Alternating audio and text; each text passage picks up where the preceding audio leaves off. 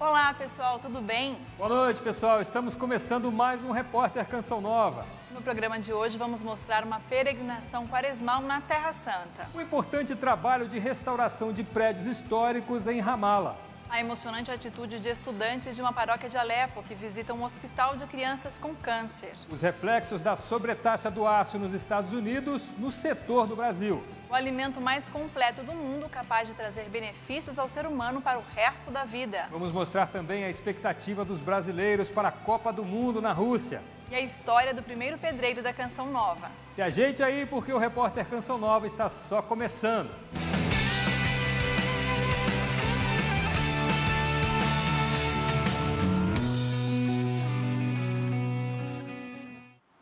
Nessa semana, recordamos os 10 anos da morte de Chiara Lubich, fundadora do Movimento dos Focolares. Chiara marcou um tempo, inovou ao propor um modelo de vida comunitário e uma proposta de diálogo com as mais diversas realidades, ainda antes do Concílio Vaticano II. Conquistou espaço na Igreja Católica e no mundo. Nessa reportagem, você vai conhecer mais a história de Chiara. O desejo de estar junto era tão grande que a fez descobrir meios de se encontrar à distância num tempo que a internet nem sonhava em existir.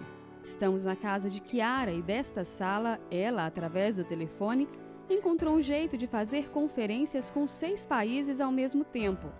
Ana Paula, que morava na mesma casa de Chiara, nos conta que ela repetia essa ação por 4 vezes. E assim fazia comunhão com missionários focolarinos que já estavam pelo mundo. Para conhecer Chiara, podemos continuar por aqui, no local em que ela viveu sua missão e ficou até o dia da sua morte. Seguimos para a sala onde, num cantinho de sempre, se sentava para receber as pessoas. Por aqui passaram autoridades de várias partes do mundo. Uma outra pequena sala, a experiência do convívio. Ana Paula nos contou que depois de um dia intenso de trabalho, Chiara gostava de jogar um pouco de cartas e promovia assim a convivência entre elas. No quarto, a simplicidade e a devoção. O Jesus abandonado a quem Chiara queria sempre ser companhia. E os evangelhos, que a fundadora do movimento quis se dedicar à leitura ainda mais no final de sua vida, para confrontar com a vivência do carisma e entender se estavam mesmo colocando em prática as palavras de Jesus. Outro lugar significativo e cheio de memórias é o escritório. Por aqui, tudo organizado como no último dia em que trabalhou. Nas paredes, cartas do Papa Paulo VI e de João Paulo II. Na escrivaninha, um detalhe que fala sobre o modo de vida escolhido por Chiara, a anotação de que tinha ganhado 3 vestidos e a explicação dos 3 que tiraria de seu guarda-roupa para doar. Uma pobreza vivida na sobriedade e na doação. Do escritório, acesso direto à capela, a presença de Jesus em todo o seu agir. Chiara morreu aos 88 anos de idade, depois de quase 60 de dedicação integral à igreja através do Movimento dos Focolares. Uma história que começou no interior da Itália, através do seu desejo de diálogo e de unidade, e que alcançou o mundo, inclusive aquele que não pratica o cristianismo. Hoje, os focolarinos estão em mais de 180 países, uma porta aberta para o encontro. Conversamos com uma das primeiras focolarinas que, junto com Chiara, viu o sonho da unidade crescer e se tornar uma verdadeira espiritualidade. A espiritualidade de Chiara é, tutto sommato, muito simples. A espiritualidade proposta por Chiara ao movimento é muito simples, viver o evangelho com as pessoas que encontramos dia após dia. E isso ela sempre nos pediu, descobrir o irmão que passa ao meu lado, independente de quem seja. Vivendo isso, o Evangelho chega ao mundo inteiro e se pode realizar aquela meta que no coração de Chiara tanto ressoava, que todos sejam um, o grande desejo de Jesus pela unidade. E uma chave para viver essa proposta é o amor a Jesus abandonado, que nos ensina todos os dias a dar sentido aos sofrimentos do tempo presente, um Jesus que acolheu em sua carne a humanidade. Nesses 2 pontos, a unidade e Jesus abandonado, Chiara nos ajudava a encontrar todo o Evangelho. De fato, existem estudos que apontam as bases doutrinais dessa espiritualidade, que é simples, mas é enraizada no Evangelho, na proposta feita por Jesus ao mundo. Uma mulher de Pontes que via no outro, independente de quem fosse, uma oportunidade de diálogo, de encontro. Cioè, per lei il dialogo si stabiliva su un altro piano, no? Perché prima di tutto... Para Chiara, o diálogo era muito real e possível. A começar por sua experiência familiar, o seu irmão não tinha religião. E para ela o diálogo se estabelecia em um outro plano, porque ela colocava antes de tudo a pessoa, o amor à pessoa. E por isso sempre nos dizia, todos são candidatos à unidade, e assim nos fez ver além, porque nos pedia para ver tudo a partir dos olhos de Deus. Não podemos parar em nossos preconceitos, em nossos raciocínios, na aparência, porque Deus tem um plano de amor para todos. E ela deu vida a diálogos de todo tipo, com outras religiões e até com pessoas que não creem. Para Chiara existia sempre a possibilidade de trabalhar junto por um mundo melhor. In tutta la dottrina dell'umanità. Encontramos por aqui também um brasileiro que conheceu o movimento nos seus inícios, quando chegou ao Brasil. Sua vida de entrega neste carisma é aquela continuidade do sonho de Chiara, que nunca morre. Chiara era uma pessoa muito concreta, então ela fez os seus cálculos, né, do mundo, né, para levar à unidade, que todos sejam um. Então foram nascendo realidades concretas, né? E um modo de ser do movimento no mundo são esse modo de ser do diálogo. Porque o outro, eu não devo converter o outro, mas o outro deve ser amado. Um carisma que segue forte, que cresce e que se atualiza, porque está em movimento. Se as realidades do mundo moderno mudam, o diálogo encontra sempre um espaço para ali chegar com a força da luz de Cristo. Um dos pontos fundamentais de atuação é o chamado fazer-se um.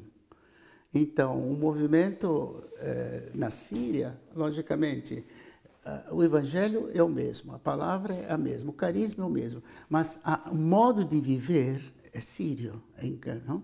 Então, talvez o movimento foi um dos que precedeu também o Vaticano, né?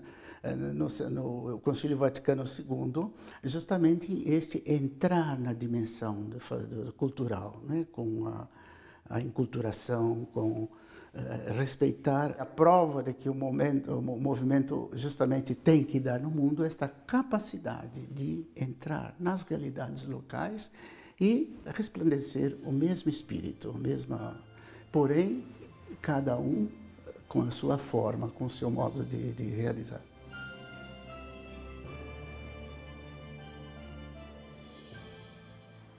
Em Jerusalém, uma peregrinação litúrgica percorre os lugares santos da Paixão de Cristo durante a Quaresma. O início deste roteiro de fé começa no Monte das Oliveiras, na pequena igreja de Dominus Flevit, lugar onde Jesus chorou. A pequena igreja Dominus Flevit, do latim O Senhor Chorou, assinala o local onde Jesus derramou lágrimas por Jerusalém. Estamos aqui na Dominus Flevit, um lugar muito significativo, sobretudo porque é um lugar onde, pela primeira vez, antes da paixão, ele vê essa paisagem extraordinária e chora, fica sem palavras. É o pranto da desilusão de uma cidade que se fechou a ele, o que representa o fechamento de cada um de nós. Ele disse, eu sou Deus. Por isso, tantos se colocaram contra ele e ele veio aqui chorar. E disse, quantas vezes eu quis reunir teus filhos, como a galinha reúne seus pintinhos debaixo de suas asas. E tu não quiseste. Assim, a tua casa não subsistirá. E aqui acontece a primeira etapa desta peregrinação litúrgica, na qual franciscanos, peregrinos e cristãos locais percorrem os locais santos relacionados à Paixão de Cristo.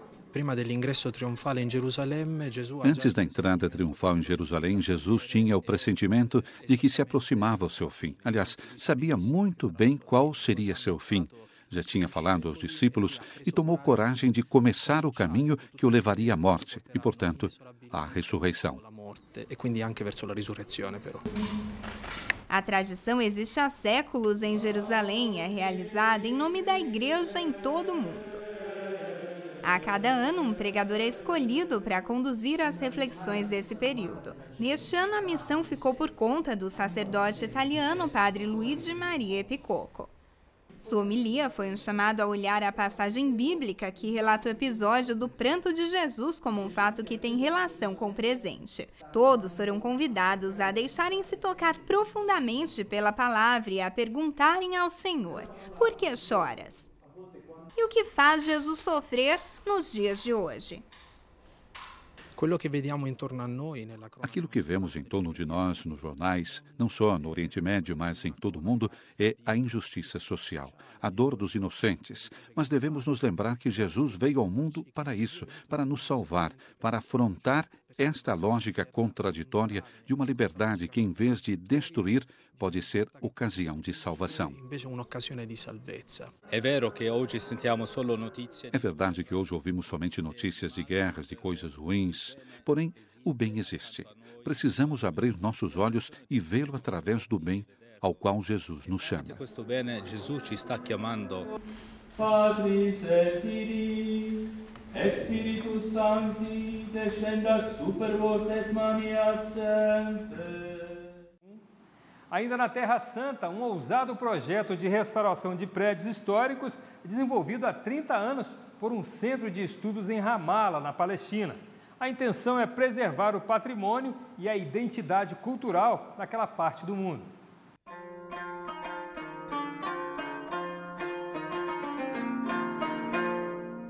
O Centro Rialk foi fundado em Ramala em 1991, com o objetivo de catalogar, restaurar e conservar edifícios históricos na Palestina, preservando assim a memória coletiva e a identidade nacional.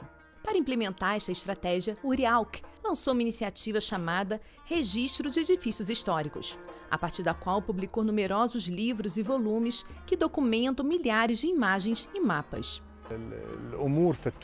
O patrimônio está em perigo porque não temos infraestrutura necessária para ele, nem nos conselhos da aldeia, nem nos municípios. Não temos leis que protejam os edifícios históricos. O Centro Rivac começou a trabalhar no Registro Nacional de Edifícios Históricos em 1994 e terminou em 2006. Inclui todos os edifícios históricos na Palestina, de Jerusalém e da Cisjordânia até Gaza. São 422 construções entre cidades e vilas, com um total de 50.320 edifícios históricos. Com a conclusão do Registro Nacional de Edifícios Históricos, após 13 anos de trabalho, o Rialk possui agora um arquivo completo de dados e informações, útil para dirigir centenas de arquitetos e especialistas em reabilitação e restauração de edifícios históricos em cidades e áreas rurais.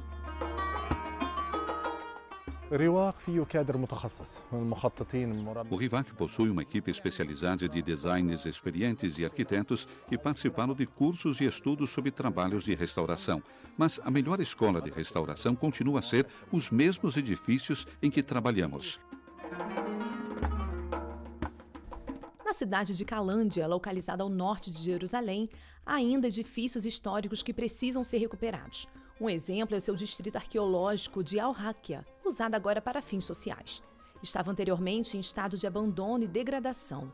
Durante o nosso passeio na pequena cidade de 1.700 habitantes, o arquiteto do Rialk, Eya Tahan, falou sobre a importância de preservar esse bairro e revitalizá-lo.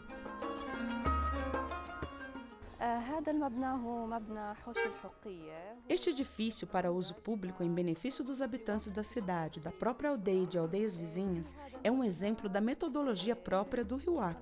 O objetivo é criar um ambiente cultural e social adequado para mudar as opiniões das pessoas sobre edifícios antigos.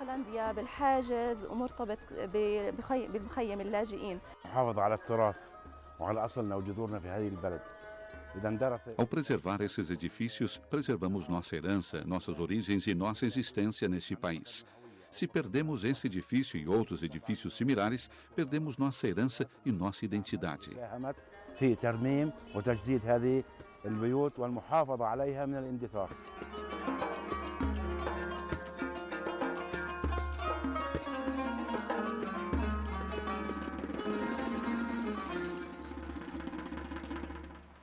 O cardeal Peter Turkson, prefeito do Departamento de Governo para o Serviço do Desenvolvimento Humano Integral do Vaticano, e representantes do judaísmo e islamismo se encontraram em Jerusalém. O objetivo era o de aprofundarem a encíclica do Papa Francisco Laudato Si e estimular ações numa terra marcada pela diversidade cultural e religiosa e pelas divisões. Terra Santa, suas belezas próprias e seu grande significado para a história da humanidade. Paisagens que nos remetem ao Cântico das Criaturas, de São Francisco, o texto poético que inspirou o Papa Francisco na redação da encíclica Laudato Si. Um louvor à criação, fraternidade universal e ao diálogo, como o próprio santo introduziu na Terra Santa quando encontrou o sultão Melek il Kamel, em 1219. O tema da criação nos reúne. As três grandes religiões referentes a Abraão têm como seu substrato teológico a ideia de um Deus criador e, portanto, de uma criação. É um terreno, o de cuidar da criação, no qual é possível não só dialogar, mas também colaborar. Eu diria até mesmo para os não crentes. Mesmo um ateu entende o quão importante é cuidar do que ele chama de natureza e nós chamamos de criação. No Pontifício Instituto Centro Notre Dame de Jerusalém, especialistas e representantes do cristianismo, islamismo e judaísmo aprofundaram a Carta do Santo Padre. Em especial, o prefeito do Dicastério para o Serviço do Desenvolvimento Humano Integral, cardeal Peter Turkson. Take ecology as environment. Quando falamos sobre o meio ambiente, não falamos apenas do ambiente natural, mas também de cada conjunto de ambientes, cada conjunto de condições e situações que conduzem à promoção do bem-estar pessoal. Tudo isso, para nós, é criar uma ecologia integral. É relacionado ao que é natural, humano, social, num convite à paz. O documento é destinado a cristãos e não cristãos, pois todos são convidados a construir a casa comum e uma ecologia integral, baseada no equilíbrio entre a criação e as relações políticas, econômicas e sociais.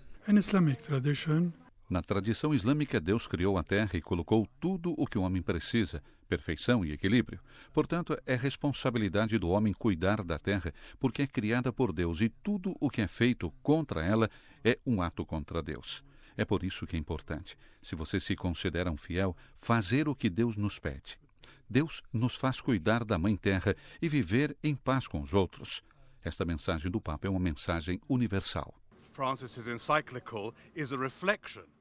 A encíclica do Papa Francisco é uma reflexão da tradição bíblico-judaica que nos ensina um vínculo inexplicável entre o meio ambiente, a sociedade e o nosso comportamento. E se esse comportamento se torna antiético com os outros ou se apenas diz respeito aos interesses de alguém, independentemente da responsabilidade com outras pessoas, isso afetará todo o sistema e nos destruirá e levará a desastres no modo de agir com os outros. Falar sobre a Laudato Si na Terra Santa torna-se ainda mais significativo devido ao contexto multicultural e religioso aqui existente. Um convite à fraternidade universal, ao equilíbrio nas relações sociais, com a criação e para que as divisões sejam superadas. Papa Francisco enfatiza na Laudato Si que o desenvolvimento global é um desafio de todos. São necessárias políticas internacionais que promovam uma ecologia sustentável em favor do ser humano, principalmente os mais necessitados. Conforme assinalou o organizador, Frei Jorge Vinha, o evento teve como objetivo sensibilizar e estimular ações concretas. Nossa intenção era divulgar a mensagem do Papa Francisco à sociedade israelense e árabe, dar a conhecer suas riquezas, suas propostas, com a intenção de um dia fazer algo mais, juntos, e então divulgar uma mensagem universal, forte e urgente. Agora, uma iniciativa de encher os olhos. Para viver bem a Quaresma, de um jeito bem concreto, um grupo de estudantes da Paróquia Latina, em Alepo, visitou um hospital de crianças. A intenção era de levar esperança e alegria aos pequenos pacientes com câncer. Mais de 500 mil pessoas já morreram desde o início da guerra civil na Síria há exatos 7 anos. Infelizmente, a situação ainda é perigosa. Depois da decisão do Conselho de Segurança por parte das Nações Unidas de determinar trégua, a situação da população é complexa. Continuam as mortes em Damasco. Prossigamos em busca pela paz em meio a esta guerra.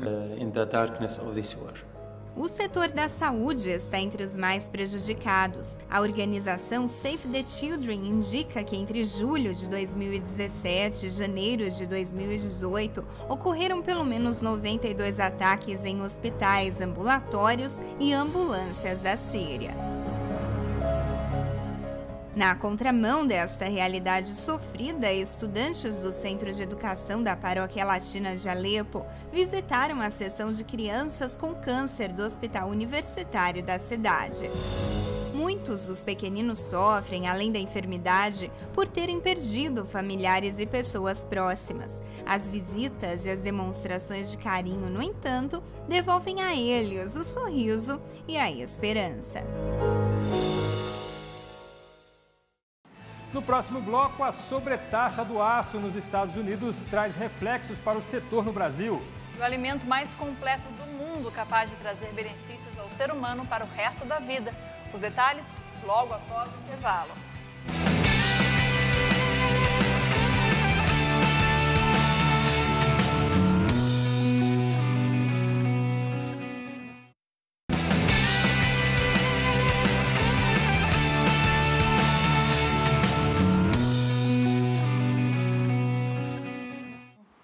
O que o setor siderúrgico brasileiro temia se concretizou com as sobretaxas dos Estados Unidos a importações de aço e alumínio. A decisão do presidente norte-americano Donald Trump vai trazer reflexos à economia brasileira. Quase 3 bilhões de dólares. Esse foi o valor que a economia brasileira faturou com a exportação de aço para os Estados Unidos no ano passado. Por isso, a decisão do presidente Donald Trump de sobretaxar em 25% o aço importado tem preocupado especialistas, principalmente por causa das incertezas de como a decisão vai funcionar na prática. Os Estados Unidos ainda precisa liberar o decreto, né, as informações dizendo especificamente quais são os produtos que serão tarifados ou não, para a gente poder, de fato, mensurar o impacto para a economia brasileira. Aqui em Minas Gerais, a indústria siderúrgica tem importância significativa na economia do estado. Por isso, a sobretaxa às importações de aço pode gerar impactos diretos e indiretos na economia mineira. Sem dúvida pode ser ruim para as indústrias mineiras, né? A gente não sabe como é que vai ser o impacto, por exemplo, do aumento do preço do aço nos Estados Unidos para outra cadeia produtiva, né? Os setores de automotivo, eletroeletrônico que consomem esse aço. Qual que seria o impacto para a indústria automobilística mineira, para a indústria de eletroeletrônicos mineira? A gente ainda não conseguiu mensurar. O decreto assinado na última quinta-feira deve entrar em vigor no fim da semana que vem.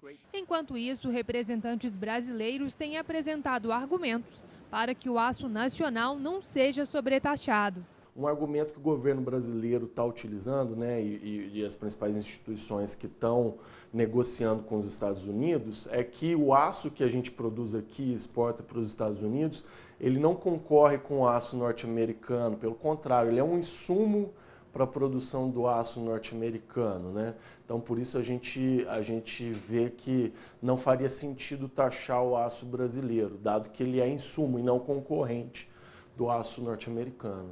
Em meio a tantas dúvidas, a certeza é que os próximos dias serão decisivos para o setor siderúrgico brasileiro e mundial. O mundo inteiro vai procurar mais mercado, né? Vai aumentar a concorrência e a gente espera que essa medida ela tenha o menor impacto possível para a economia mundial, né?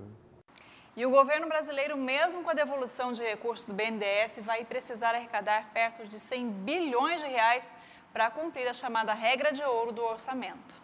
Manter as contas de casa em dia não é fácil, mas a proposta é simples: não gastar mais do que você recebe. Essa regra de ouro vale também para o governo manter em dia o orçamento. As dívidas que o Estado contrai não podem ser feitas para custear salários, por exemplo. Ou seja, despesa com o pessoal, ela não pode gerar dívida. Mesmo com a devolução de 130 bilhões de reais do BNDES, o governo precisará de recursos extras para as contas mensais. Mas ele não poderá fazer empréstimos, ou seja, criar uma dívida para pagar outra. Não seria como imaginar na nossa própria casa. A gente precisa cuidar da nossa renda e cuidar dos nossos gastos para que os gastos não ultrapassem a nossa renda. pode acontecer que a gente tenha endividamento e aí a gente precisa replanejar os nossos gastos em função desse endividamento. Precisando honrar as despesas correntes e evitar surpresas no fim do ano, o governo terá que arrecadar entre 80 e 100 bilhões de reais.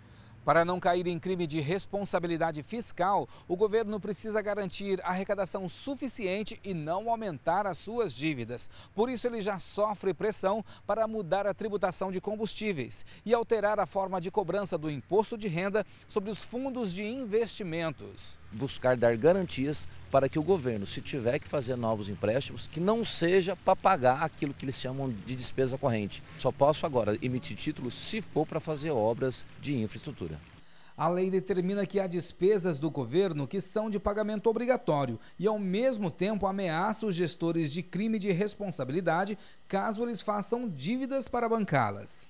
Está ligada a outras regras que definem a responsabilidade fiscal. Uma delas é exatamente o limite dos gastos públicos, né? E também a questão das despesas versus a receita primária, ou seja, o Estado ele tem a obrigação de fazer um superávit para que ele possa manter suas contas equilibradas. Para o ano que vem, a solução pode ser a aprovação de um crédito suplementar bilionário. A Constituição permite, mas precisa do aval do Congresso. Mas, sob o ponto de vista econômico, a responsabilidade de gastar menos do que ganha é de cada um de nós.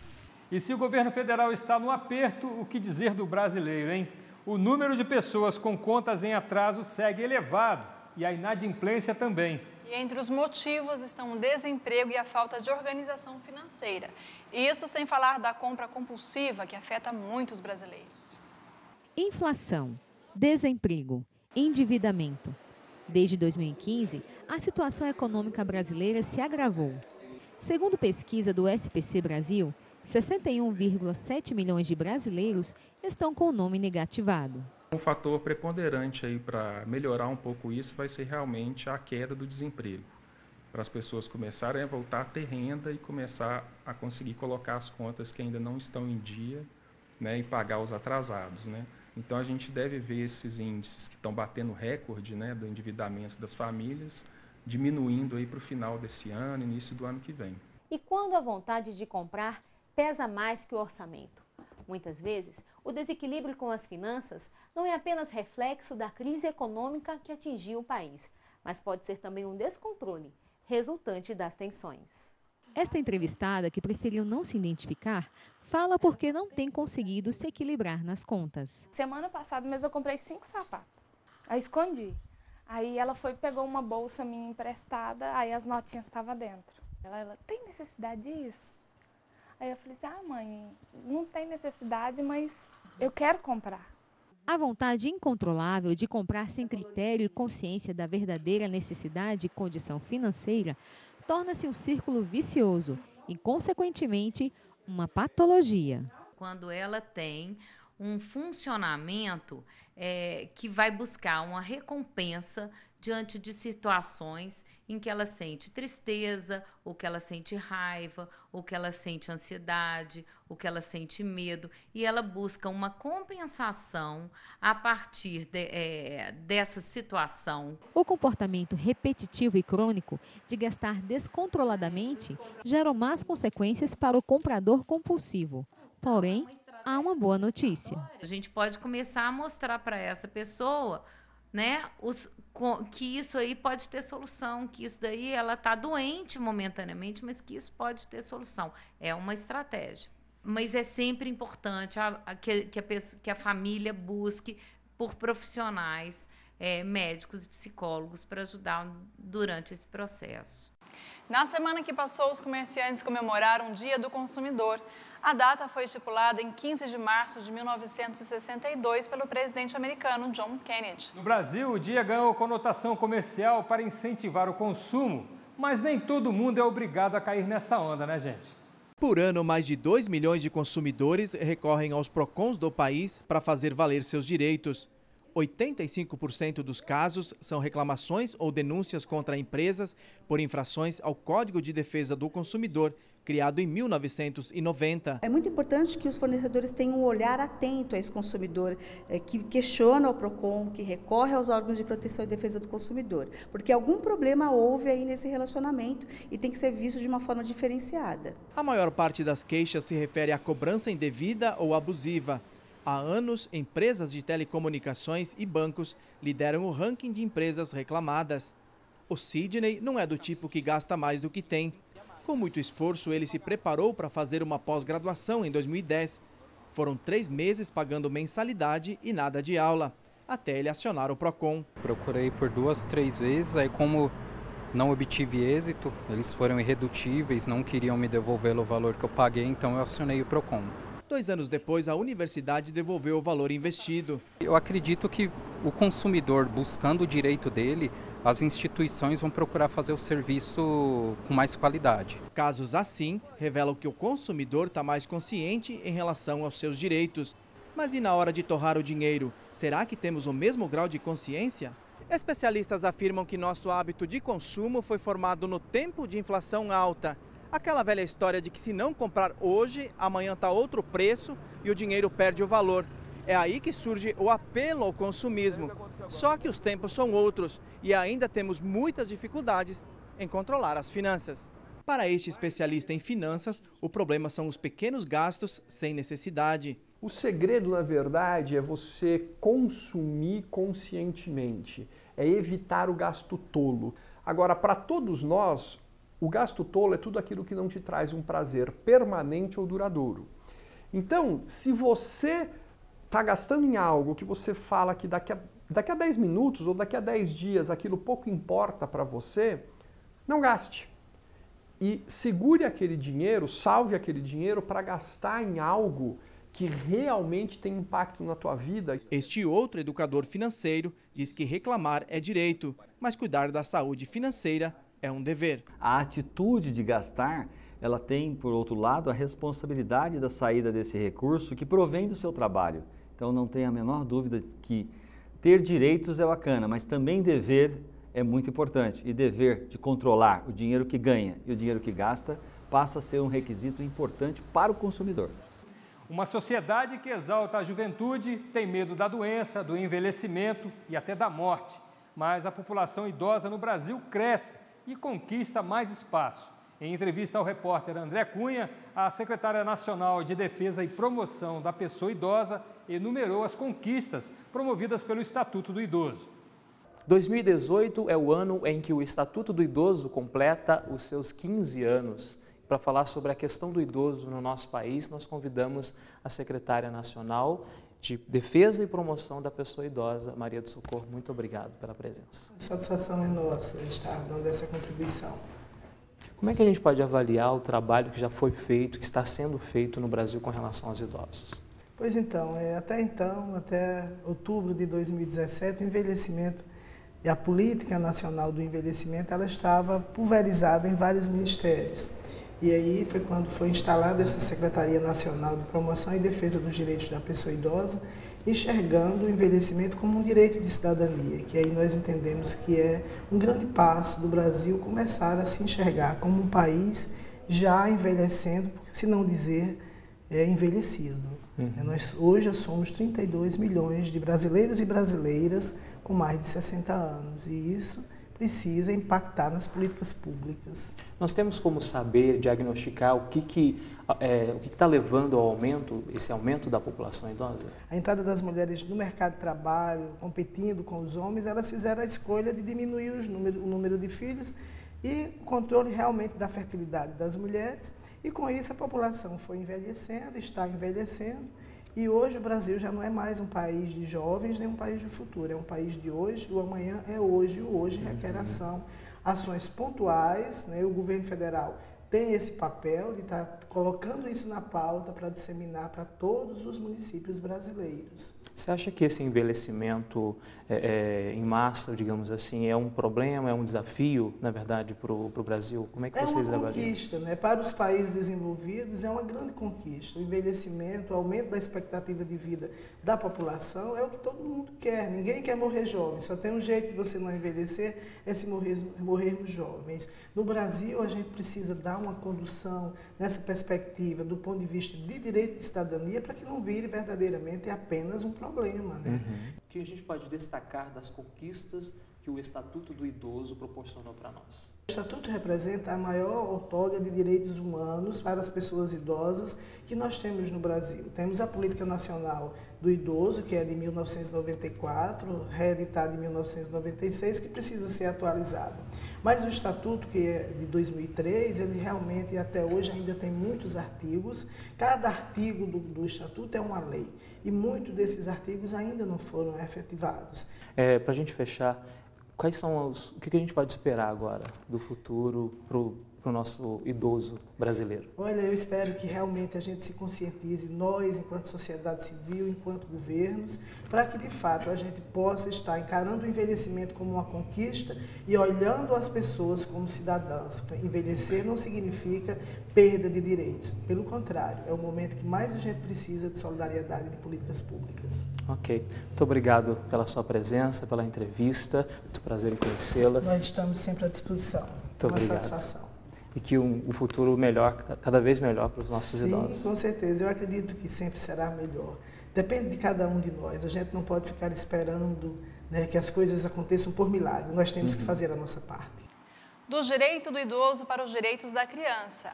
Um deles é a amamentação, essencial para o bom desenvolvimento do bebê e que, segundo pesquisadores, também traz benefícios para a mãe. Há 5 dias, o cordão umbilical já não liga a pequena Betina à mãe Kelly. Agora elas se conectam pela amamentação. E se depender de Kelly, será assim por muito tempo, assim como foi com a primeira filha. Primeiro porque eu acho que é mais importante para o filho é o leite materno mesmo. Não tem outro alimento nenhum no mundo que vai ser tão importante quanto.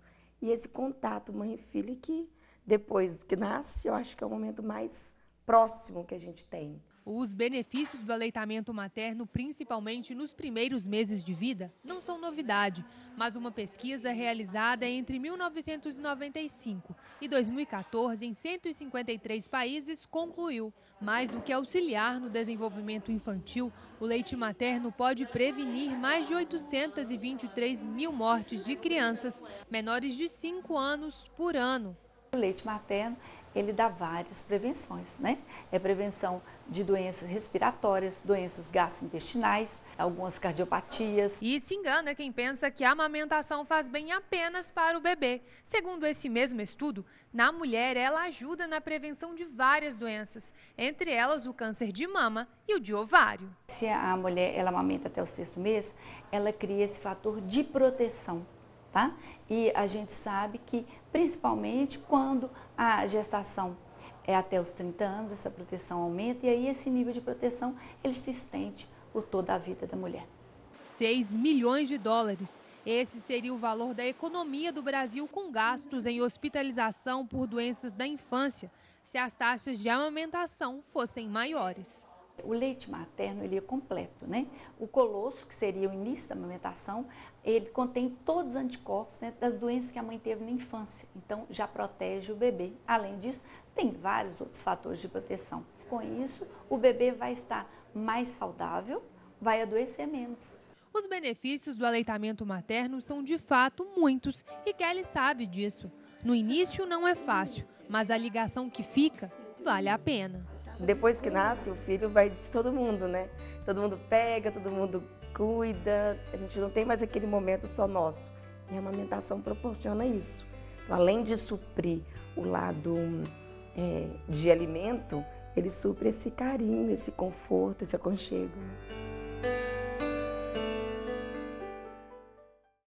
Depois do intervalo, vamos mostrar como anda a expectativa dos brasileiros para a Copa do Mundo na Rússia. E a emocionante história daquele que foi o primeiro pedreiro a se tornar missionário na Canção Nova. O repórter Canção Nova volta em instantes.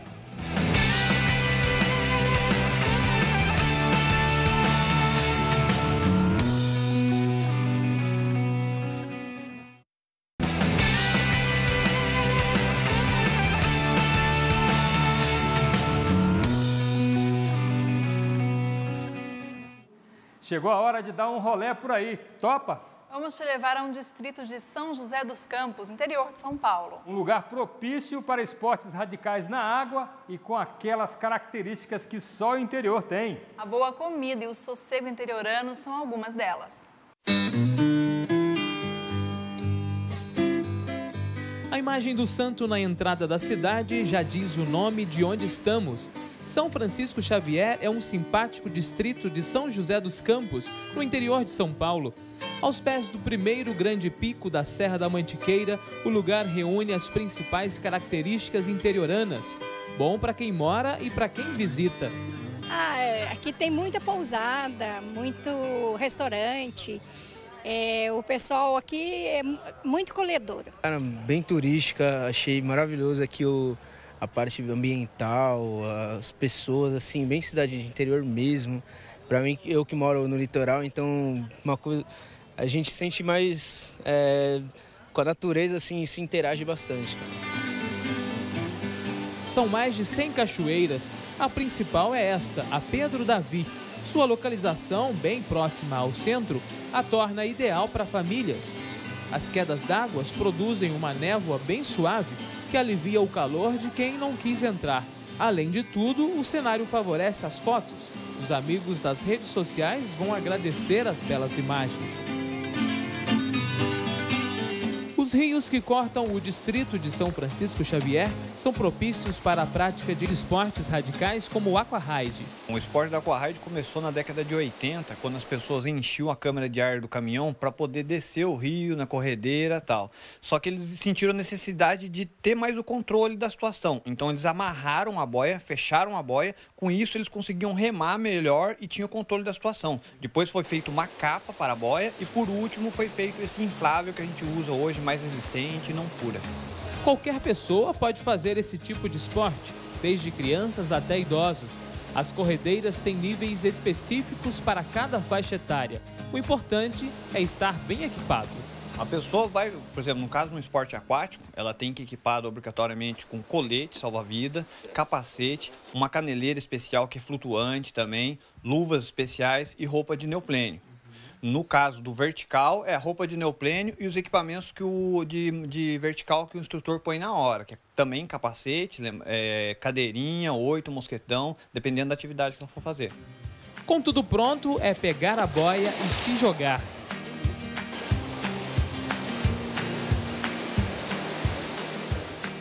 Quem tiver disposição pode aproveitar outras atrações que o lugar oferece. Então, no mapa, o que você destacaria como atrações do município? Então, eu acho que as atrações principais são as trilhas e travessias. A nossa Serra da Mantiqueira tem os primeiros picos acima dos 2.000 metros. Também tem as cachoeiras. As cachoeiras, a gente tem diversas cachoeiras, são mais de 100 cachoeiras pelo distrito, destacando a Pedro Davi e ao Cânion Santa Cruz, que fica no Rio do Peixe, que é onde que rola também as descidas de aquaride e boia cross. Mas saco vazio não para em pé. É hora de encher a barriga. E que tal provar uma comidinha feita no fogão a lenha? São Francisco Xavier tem as suas particularidades. Uma delas é o Eduardo. Ele está aqui há 1 ano e meio e deixou a engenharia industrial mecânica para pilotar o fogão a lenha. Não é isso mesmo, Eduardo? É isso mesmo. Estou aqui há 1 ano e meio, com muito prazer. Depois de 9 anos de muita dedicação, muito empenho. A 40 quilômetros para trás, perto de São José, e quis o destino cair nesse paraíso, que é São Francisco Xavier. Aqui a comida é preparada na hora e servida em louças de barro. Quem experimentou, aprovou. Muito boa, uma comida bem caseira, bem gostosa, remete mesmo à comida mineira, né? Deliciosa. Você comeu? Comi bastante. Aqui é uma comida bem caipira, assim, bem gostosa. Você gostou então? Uhum. Tá satisfeito? Uhum. Falando em comida, você conhece o João Deitado? É uma broa de milho assada na folha de bananeira, uma das especiarias encontradas na feirinha da praça. A soma de tudo isso faz de São Francisco Xavier um lugar único, onde a tranquilidade, a boa culinária e as belezas naturais são um prato cheio para quem tem bom gosto.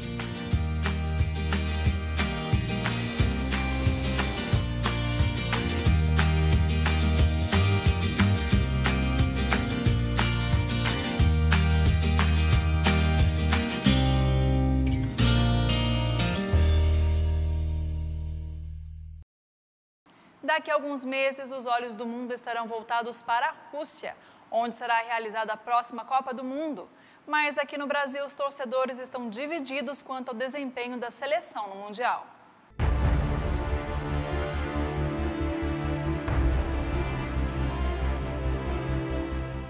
Faltam 99 dias para a competição mais esperada, a Copa do Mundo 2018 na Rússia. Nem parece que se passaram 4 anos. As lembranças da tortura alemã estão tão vivas que a sensação é de que foi ontem, não é, seu Joaquim? Foi uma vergonha aquilo lá, rapaz, que eu virava para um lado era gol, virava para o outro lado era gol, sabe? Falando assim, puxa vida, eu vou embora. Foi triste, não foi? Foi uma lavada e tanto, rapaz. Mas agora é hora de esquecer o 7-1 e voltar a pensar no Hexa, porque a partir de 14 de junho a bola volta a rolar. Esta será a grande protagonista dos gramados russos e vai chamar a atenção de todo mundo. Mas aqui no Brasil parece que o pessoal está chutando mais o balde do que a bola. Isso porque só 47% dos brasileiros acreditam que esse é o ano do Hexa. Mas os nossos analistas populares têm as estratégias definidas para trazer para cá a taça da Copa do Mundo neste ano. Os que acreditam na vitória apostam no potencial da equipe do técnico Tite. A seleção acho que como eu falei, tá bem montada. O Tite, né, conseguiu montar um bom time e espero que traga o Hexa pra gente. Mas os críticos populares acreditam que falta foco aos jogadores brasileiros.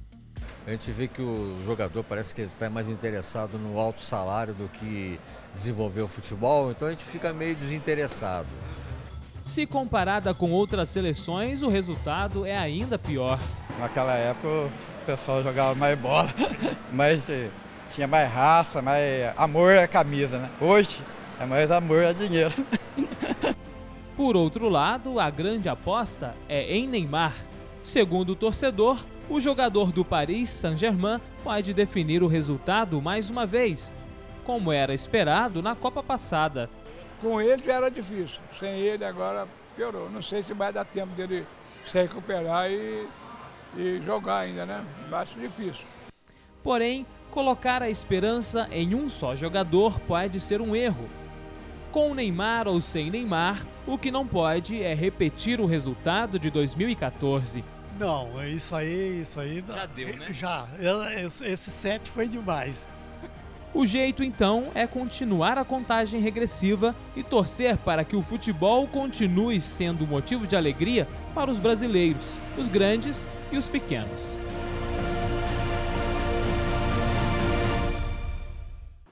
No dia 15 de abril, a maior cidade da América Latina vai parar com mais uma edição do Canção Nova Abraça São Paulo. O evento já tem dia e local para acontecer.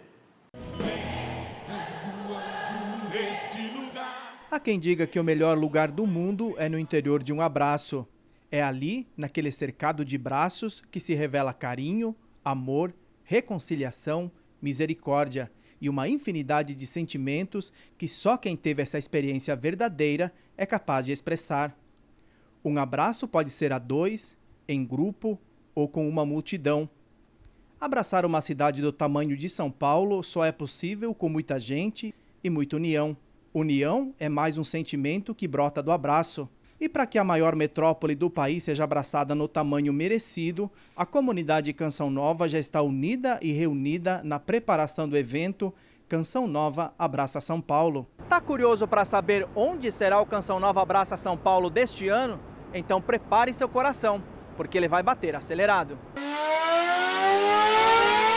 A 12ª edição do Canção Nova Abraça São Paulo será no dia 15 de abril, no Autódromo de Interlagos, Zona Sul de São Paulo. O palco do Grande Prêmio de Fórmula 1 do Brasil vai receber uma importante corrida em busca da salvação. E nós realmente estamos esperando muitas pessoas, porque São Paulo precisa ser evangelizado.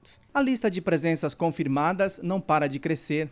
E tem presenças muito especiais, já estão confirmadas Padre Jonas Abib, Luzia Santiago, Eto, Padre Marcelo Rossi, Padre Fábio de Mello, Padre Adriano Zandonal, Padre Fábio Camargos e tantos outros, para a gente viver essa grande celebração. É o momento de professarmos a nossa fé publicamente, para toda a cidade. O evento vai celebrar os 40 anos da comunidade Canção Nova. Foi uma grande festa, um motivo de celebrarmos, de acreditarmos que Deus tem sempre o melhor para este povo. Por quê? Porque ama demais esse povo. E nós queremos, nesse grande dia, nesse dia de evangelização, ser o canal deste amor de Deus para este povo de São Paulo que tanto merece. O Abraça São Paulo é gratuito.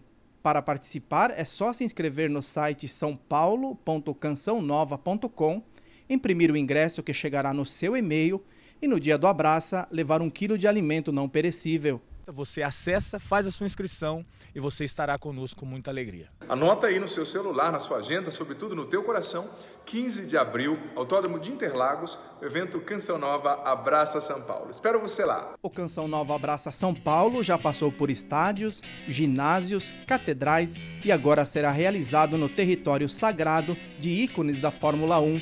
É no dia 15 de abril, o grande Canção Nova Abraça São Paulo de evangelização.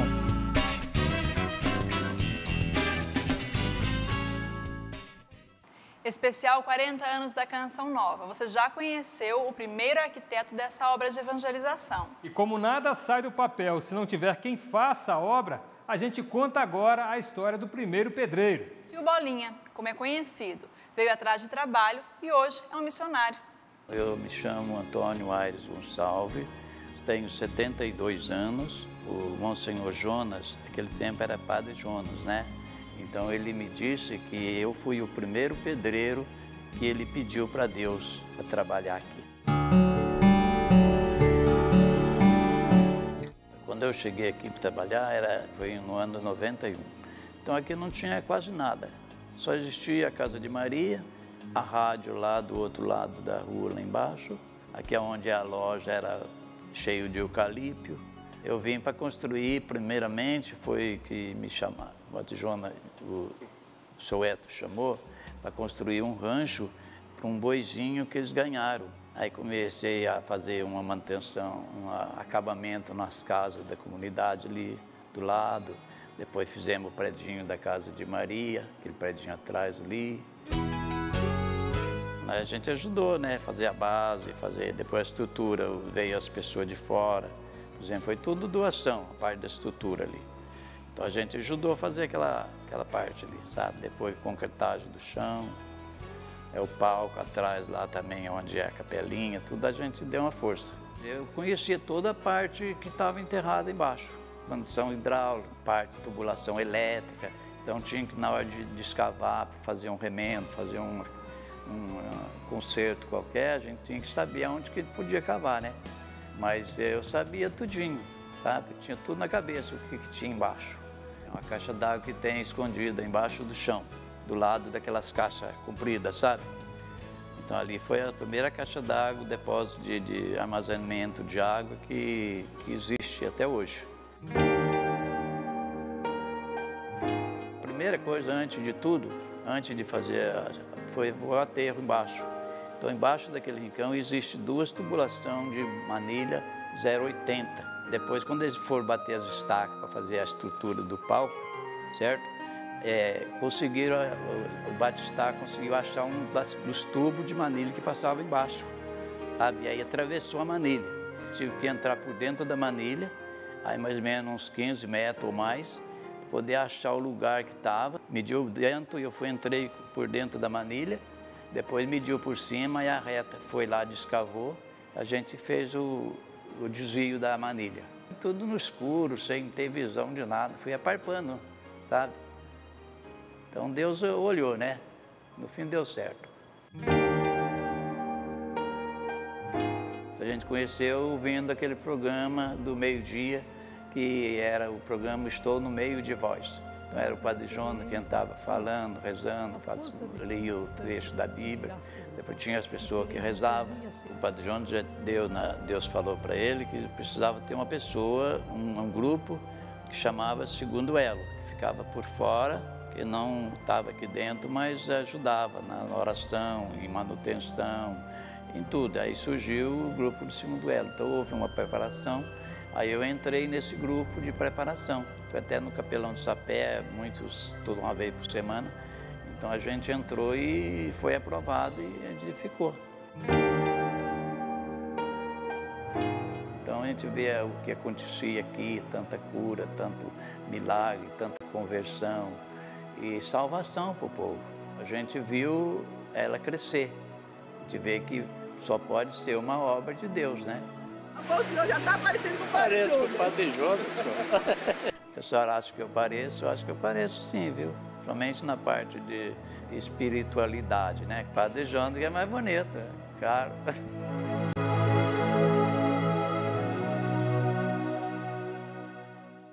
O repórter Canção Nova hoje tem tom de despedida. Depois de 9 anos aqui com você todos os domingos, chegou o momento de dizer adeus. Foi um tempo maravilhoso para nós, com certeza para mim, para a Liliane, para você também que acompanha o repórter Canção Nova durante todo esse tempo. Mas o programa continua a partir de 1º de abril com nova apresentação, com Rafael Leal. Para a gente é uma alegria poder fazer parte dessa história e a gente se encontra por aí, pela Canção Nova, tá bom? Obrigado pela sua companhia durante todo esse tempo. Que Deus nos abençoe. Tchau.